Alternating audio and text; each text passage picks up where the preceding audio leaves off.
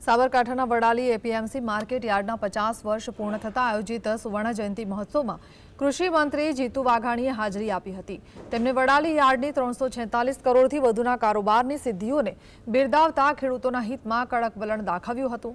મંત્રીએ સ્પષ્ટ ચેતવણી આપી હતી કે નકલી બિયારણ વેચી છેતરપિંડી કરનાર ગમે તેટલો વગદાર કે સગો ભાઈ કેમ ના હોય તેને બક્ષવામાં નહીં આવે। સાથે જ તેમણે કેમિકલયુક્ત ઓર્ગેનિક ખેતી અપનાવવા હાકલ કરી હતી। ઉજવણી કરીને ખેડૂતોને અનેકવિધ સુવિધાઓ આપી છે। રાજ્ય સરકારે પણ અનેકવિધ મદદો કરી છે। મેં વિનંતી કરી છે પ્રાકૃતિક ખેતી તરફ આપણે જો આગળ નહીં વધીએ તો ભવિષ્યમાં ખૂબ મોટી ચેલેન્જીસ સમાજ જીવન ઉપર વ્યવસ્થા ઉપર આવવાની સંભાવનાઓ છે।